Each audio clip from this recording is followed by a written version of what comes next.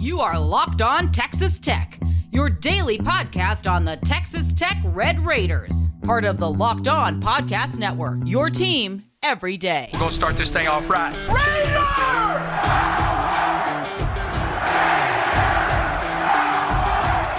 Everything runs through Lubbock.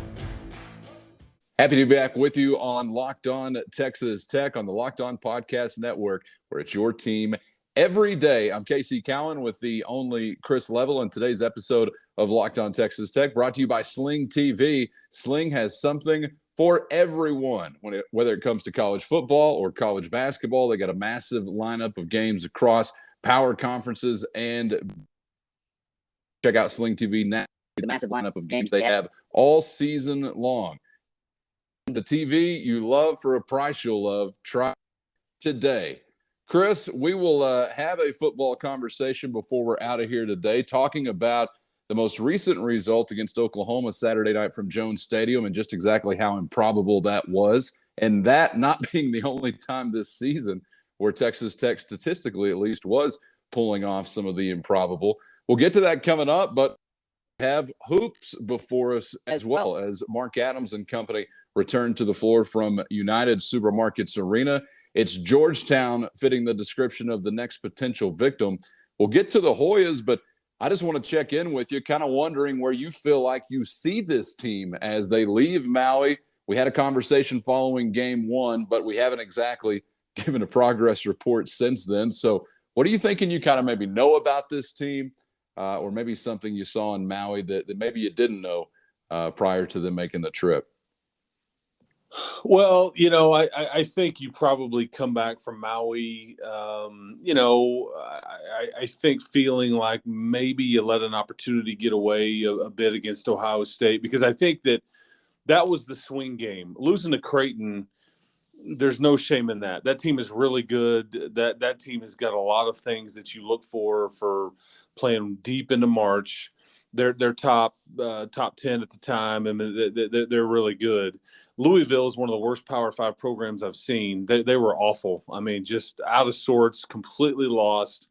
I don't know if you glean anything for a Power 5 team to just struggle to score as much as they did and just dribble the ball off their feet and just be completely lost about what they're trying to get done was somewhat painful to watch, because I don't know if Texas Tech is 70-38 better than Louisville.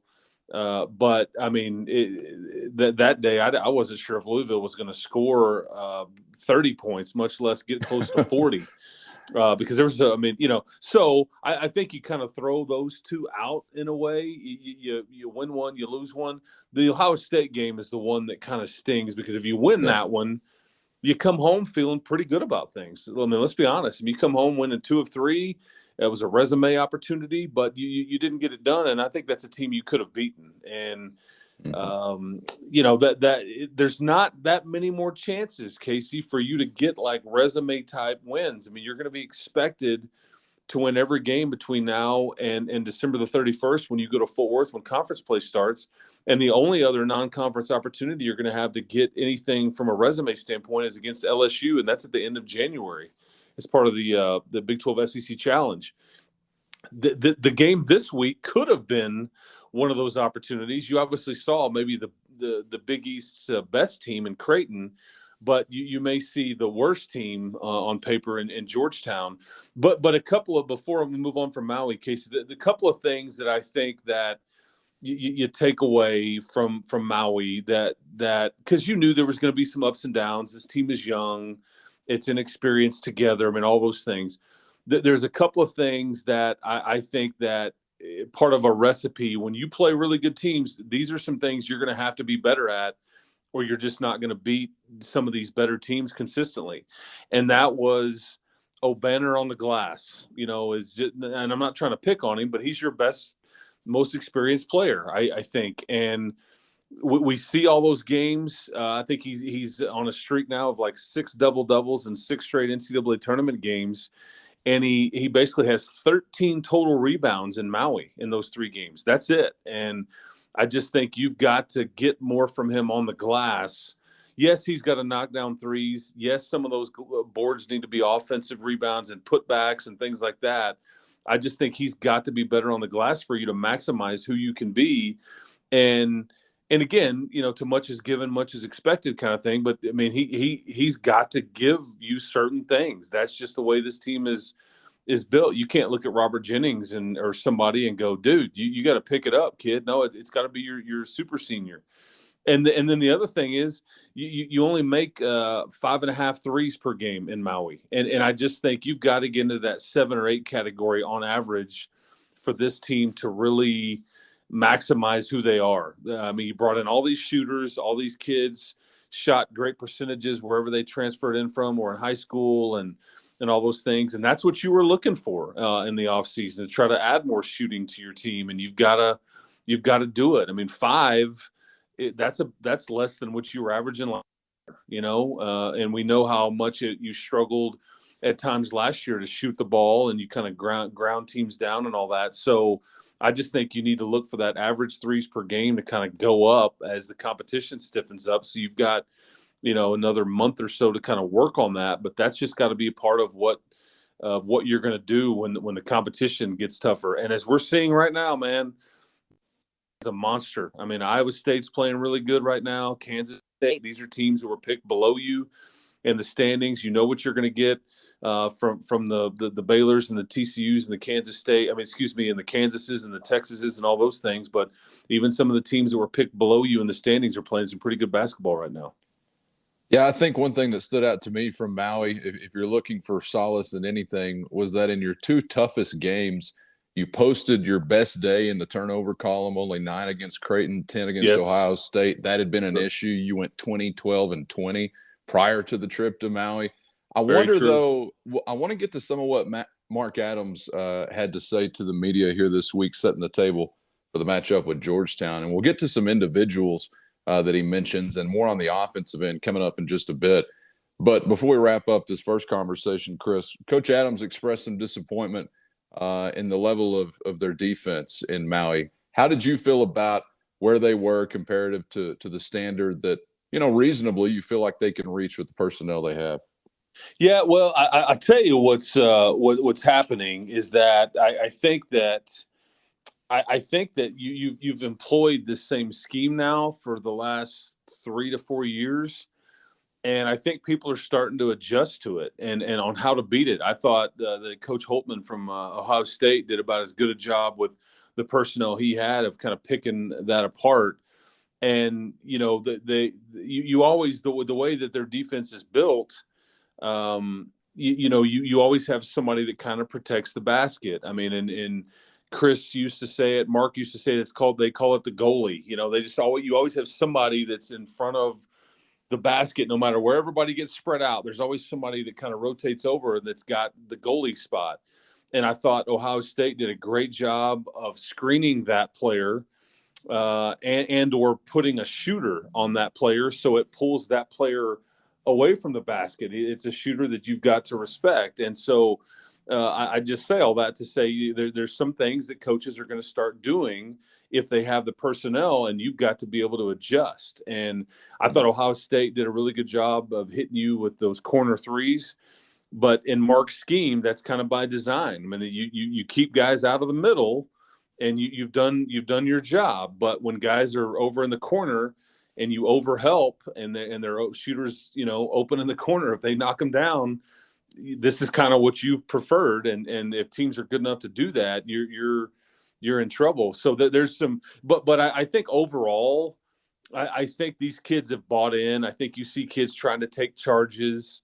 I just wonder if you start to see Mark adjust the scheme a bit as we go along, because, Iowa State is running this same scheme. It's not new to anybody, and you haven't caught anybody off guard. And so coaches are starting to adjust. It's kind of like, the best thing I can do to equate it to from a football standpoint is like that scheme that Iowa State ran several years ago. And it was like so unorthodox. You didn't really see a lot of it, and it was just a pain to play against. Well, everybody's copied it, And now everybody's adjusted to it. And so that's what that's as close of an analogy as I can give you from a football standpoint. But I thought overall, I thought they were okay. I know he wants them to play better, and I know he wants them to play hard. And I think it's just because you have, I think, a rim protector in Daniel Bacho. I wasn't expecting him to be this good from a shot blocking standpoint, but gosh, I don't know if he's Tariq Owens or anything, but I mean, I just think that's a nice added bonus in that. I mean, there's some block shots that were highlight plays from Maui where he's just chewing on the basketball. He's just swallowing it up. And I mean, I was a big fan of watching some of that. And so I think if you can funnel guys to Bacho and just let him protect the rim, but if he gets in foul trouble and if you get over rotated, and anyway, it's just, there's a lot that goes on in that scheme, and you've got to all be kind of playing in unison. And it's hard when you're playing a team that's skilled and with a bunch of shooters out there. Yeah, I saw, I think it was Keenan Evans or a former Red Raider calling Bacho the eraser. And his, I can't break down his film and all his minutes defensively to tell you how good of a job he did or did not. But obviously in those moments protecting the rim, he was not a disappointment in that instance. Hopefully Texas Tech is going to take some good things as a team away from the experience in Maui. That's what it's there for. You would have liked to have gotten more wins than you did. But regardless, you better be able as a team, as a coaching staff, to use it to your benefit to get better. We'll stick with hoops coming up dead ahead, and we'll stick with some thoughts from Tech head coach Mark Adams. I want to get more to the offensive end of the floor and him touching on one specific Red Raider he really needs to come alive and pull the trigger offensively for his team to be successful. We'll get to who that is and what Coach Adams had to say coming up next on Locked On Texas Tech. But first, today's episode brought to you by BetOnline, your number one source for sports betting info, stats, news, and analysis. The latest angles on all the action, football to basketball to soccer and beyond. And if you love sports podcasts, hey, you're in the right spot right now, but they've also got them for you at BetOnline. All the fastest, easiest way to get your betting fix, so go on and scratch that itch in a very responsible way today by heading to BetOnline or heading to BetOnline on your mobile device. BetOnline is where the game starts.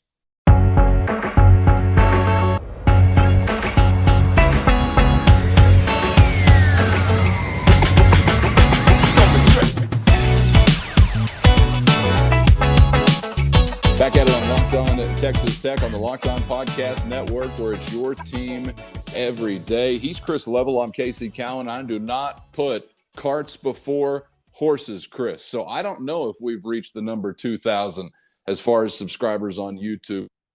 This show is being digested by Locked On Texas Tech viewers or listeners. I do not want to assume, but last I checked, as you and I are having this conversation, we are full steam ahead. So join the fam damly and subscribe on YouTube if you have not already. We both appreciate it greatly if you have.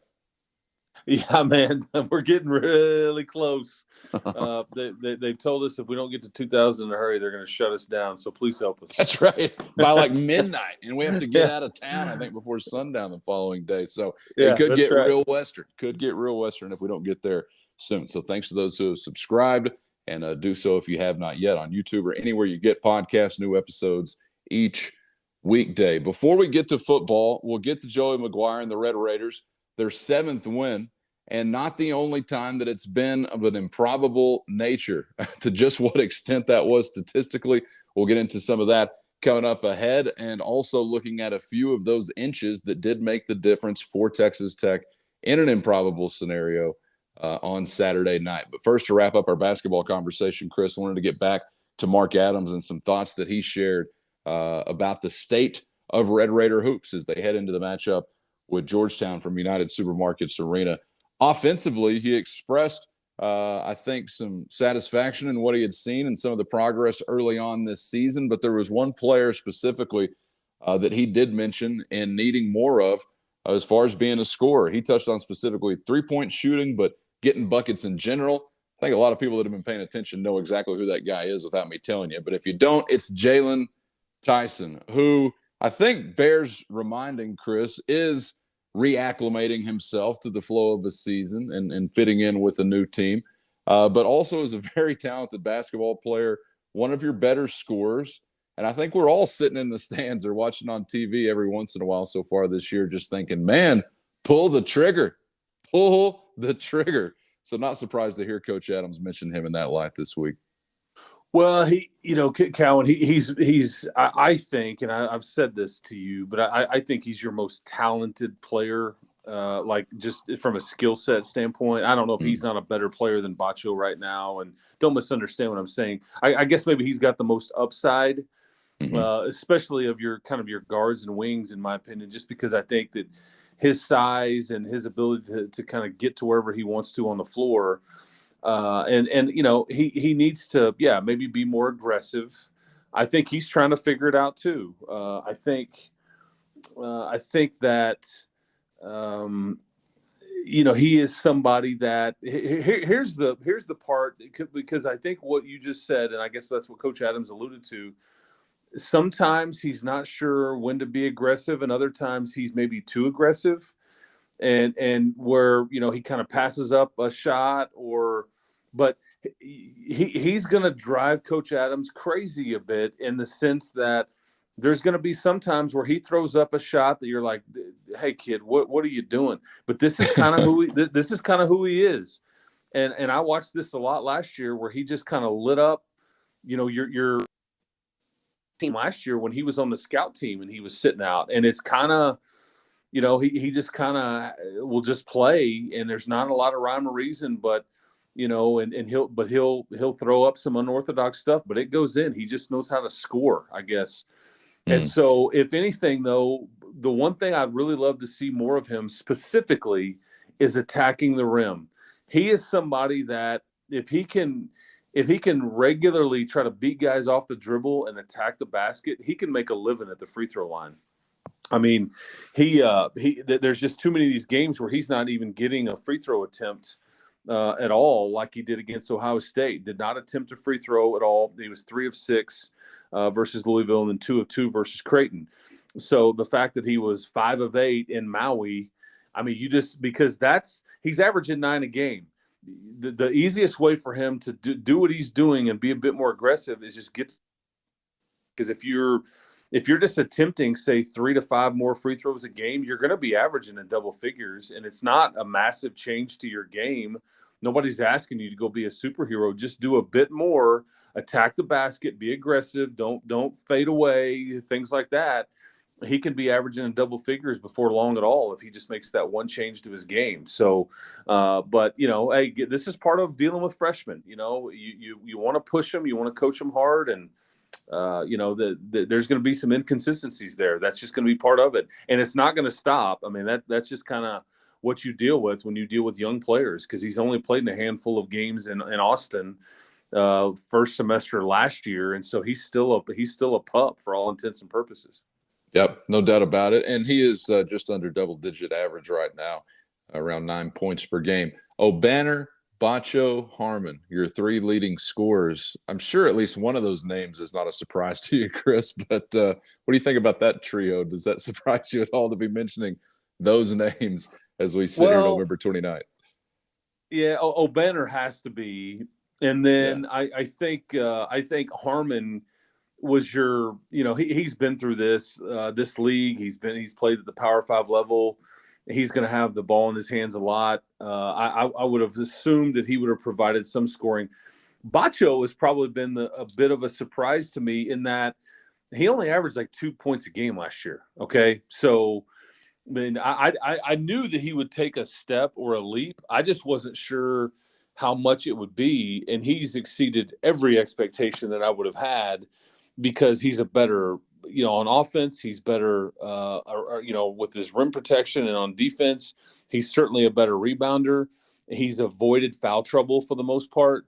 And I think really at times he's been your best player. I mean, I don't think there's any doubt about that. And I just don't know if you're asking any more of him than what he's giving you right now. I just don't know if he can give it, just because, I mean, he's given you about everything he's got. And at times in Maui, he just looked tired because you're leaning on him so much, So But when you're one of your big guys is your leading scorer, it's tricky. It's just tricky. He did make a three, but that's just not.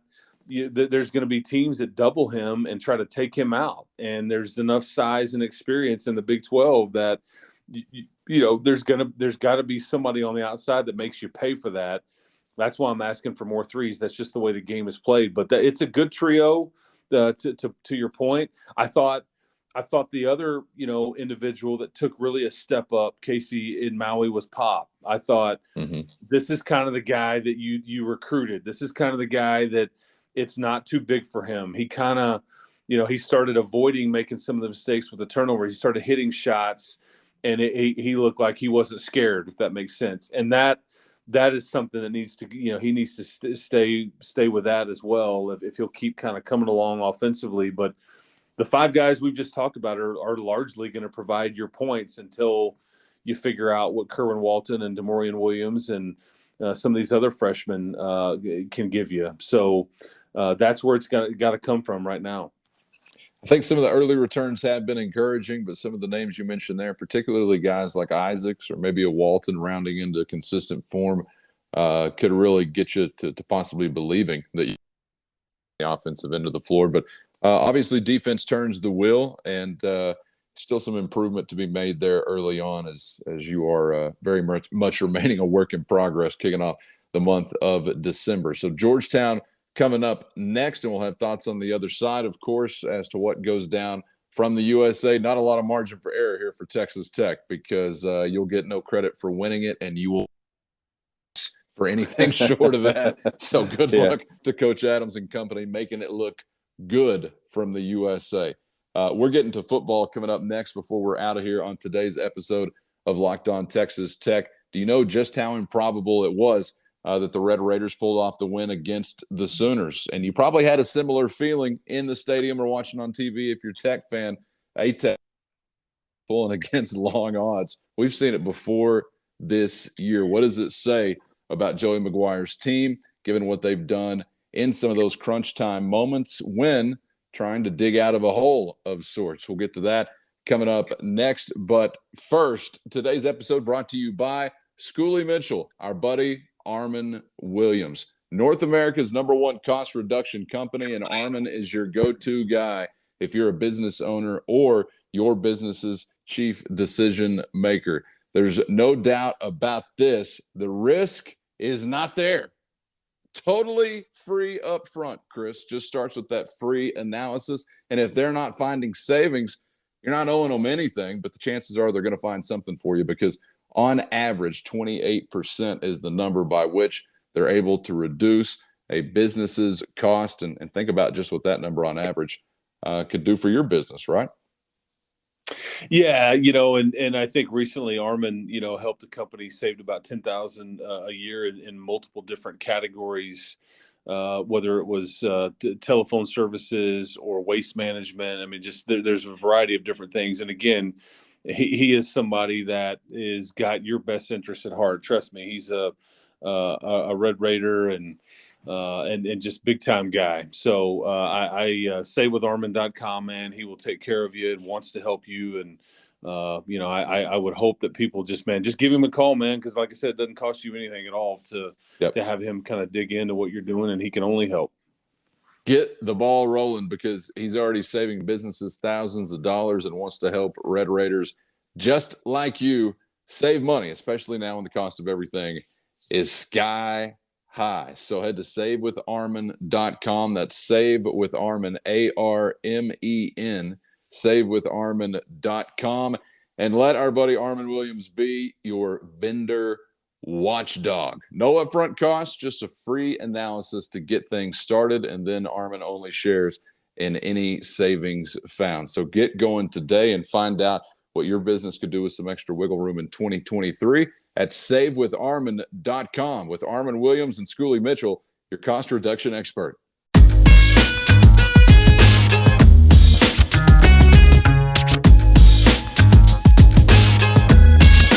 Good to see you again on Locked On Texas Tech on the Locked On Podcast Network, where it's your team every day with Chris Level. I'm Casey Cowan. We've spent time talking hoops so far today as the Red Raiders set the tangle with the Hoyas of Georgetown from United Supermarkets Arena. But before we get out of here, Red Raider football is still certainly on our minds this week as we await some clarity from a bowl standpoint, got into some bowl options and also some decisions to make when it comes to player eligibility on yesterday's episode. Check that out on YouTube or anywhere you get podcasts if you have not heard that so far. A lot of good insights there as to what the immediate future could look like for many different Red Raiders. And Chris, I know that maybe I'm taking a little bit for granted as to what the result was on Saturday night from Jones Stadium, which is even hard to believe as I say it out loud. But you've been in some of these situations so far this year where either just some back and forth blows are delivered or maybe you're in an early hole. But one thing about Joey McGuire's program, resiliency has been a part of what they've done throughout the season. And I know you were looking into some of what went down Saturday night. And some others were as well as it relates to the improbability of your 51-48 OT win. Yeah, so Zach Barnett of Football Scoop, been friends with him for a long time, and he knows so many coaches around the country and all that. Well, he put an article out recently about that game on Saturday, and when you think about it, because his premise is I look at these different stat categories, and when a team wins these stat categories, they win.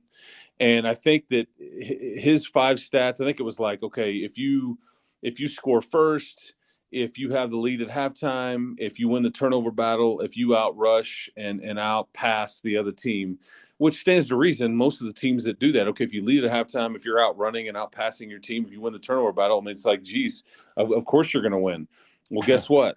Until Saturday, because the Sooners, they scored first, they led at halftime, they outrushed you, and they outgained you in the passing category, and they won the turnover battle 2-1, and yet you won the game. And I think that was the first time I think that Zach wrote. It's like 275-1 now, okay, over the last 2 years in football games. So you're the one. You are the one. Yes, we are. So yes, and I think in the article he kind of writes about the Texas game too, and how you trailed 31-17 in the third quarter of that game, and so analytically it's very improbable that you were going to come back to win that one, and you did in overtime.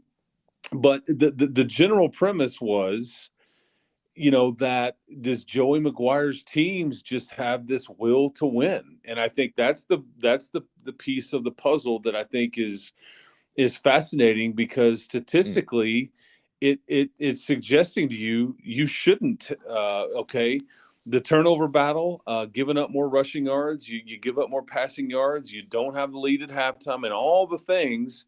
And yet you just figure it out, and you just keep grinding away. And I think that is got to be credited to Joey, his staff, and really those kids. And, for not, saying, here we go again. And we've talked about some of this stuff, but like, there it is right there on paper in a kind of a formula that's been put together that suggests to you this should not have happened. And yet it did. And I think it's just fun to kind of think about that you're never out of a game. You're winning games that maybe you aren't supposed to. And yeah, you would love to play well early and just blow teams out repeatedly. That would be a lot of fun. That's just not the sport. That's not the Big 12 conference, right?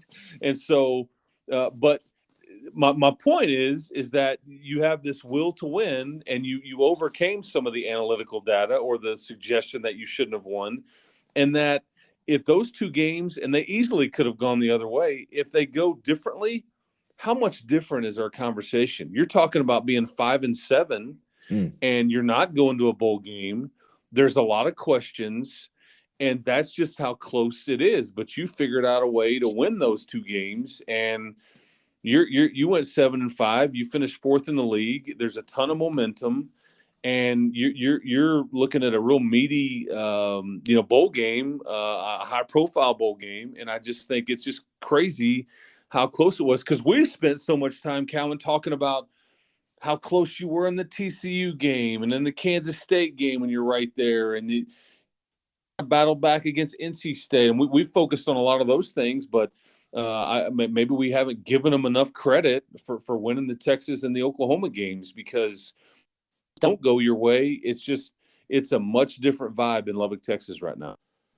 Well, I think we've certainly touched on throughout the year how hard they've played, and that they have been, a team that will persevere through adversity, because you haven't been that kind of program that much over the last decade. I really feel like, the one thing that I wanted to see restored as a Tech fan from the most recent enjoyable era of Tech football, which is over a decade ago, that was the Mike Leach era. The one thing I wanted to see really restored was the ability to never be counted out, to be down but not out. And I never saw anybody do it to the extent that Leach did in my life before that came to pass. I mean, sometimes you're just like, good grief. Do you not want to win the game in the second quarter when you're down by 100 in Lawrence, Kansas? And then all of a sudden they roar back, and you've got all these memorable comebacks. And some of those fell short. And there was plenty to be frustrated about. A team that, constantly is getting down or bogging itself down early on. But you always had a puncher's chance. And, you can be 7-5, 8-4, 9-3, and make a lot of hay as that kind of coach if your program has that kind of identity and you can beat teams that your fans care about being. That's the one boost that you can really give yourself as a college coach in whatever sport, if you're not just going to zoom full on to, hey, we're the biggest, baddest program every year. Well, hey, start out beating teams that your fans care about beating, something Mike Leach also did very, very regularly. Shout out to our friends in Bryan College Station. And I feel like Joey McGuire is checking those boxes this year just to begin the revitalization, the rebuilding of this program. That is a great, great place to start. Chris, we saw the complete opposite. I mean, we had to go so far to really appreciate that resilient type of trait. We had to go through the Cliff Kingsbury era where that was a foreign concept. Everybody remembers the halftime or the record when you're trailing at halftime, and that was not fun, man. So it seems like maybe the pendulum has swung all the way back to the other end, which is a lot more enjoyable as a fan.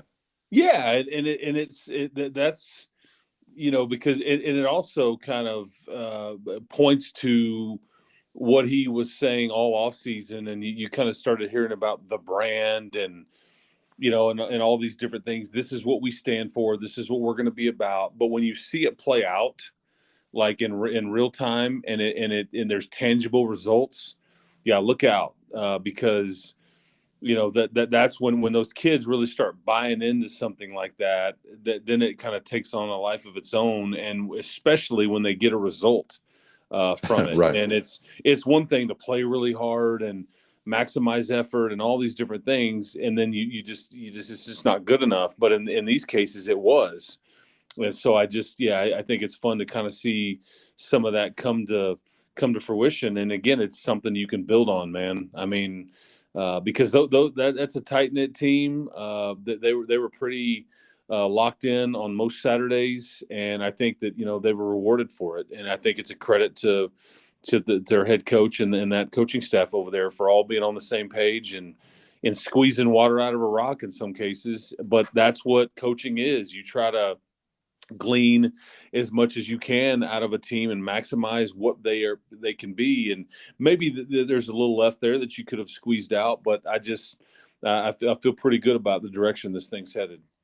Toughest, hardest working, most competitive team in the country. And Chris, I think truly the first two are redundant if you have the third. That's where it starts for me. Most competitive team in the country. I want people that are made sick by losing, because if you are that person, then you'll tough things out. You will work to get back to being successful when you're not. I know tough guys that are not that competitive. I know hardworking people that are not that competitive. I want the third within that saying to really be where this program's identity is rooted within. And I think we got a lot of that this year. I really do. Whether it's within a game or you look at like some injury rehabilitation and trying to get back in the mix. I mean, guys, I feel like really wanted to be out there and wanted to be competing and did not enjoy by any stretch, those days when it didn't go the right way. And that's another thing I really think connects with the fan base and makes a program easy to root for and easy to support through thick and thin. So kudos to Joey McGuire and all the guys in the uniforms that actually made that possible this year. It was a lot of fun to watch and feel like you really weren't ever out of games. And even the most lopsided one with the Baylor Bears, obviously you had chances very late into that game where all of a sudden you didn't feel like so much that the final score was reflective maybe of the majority of how that played out.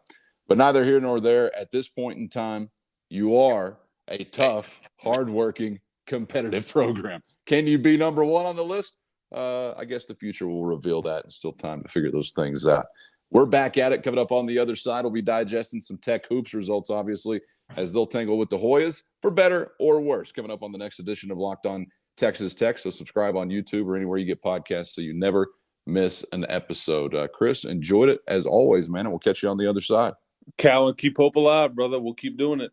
You got it. Be back here tomorrow for a fresh episode of Locked On Texas Tech with Chris Level. I'm Casey Callan. We'll see you then on the Locked On Podcast Network. And I hope after today's episode of Locked On Texas Tech, you'll make Locked On Sports Today your next listen. Check out the Locked On Sports Today podcast right here on the Locked On Sports Network. It's the biggest stories of the day, plus instant reactions, big game recaps, and the take of the day on the Locked On Sports Today podcast, available on the Odyssey app, YouTube, and wherever you get podcasts. For Chris, I'm Casey. We'll see you next time right here on Locked On Texas Tech.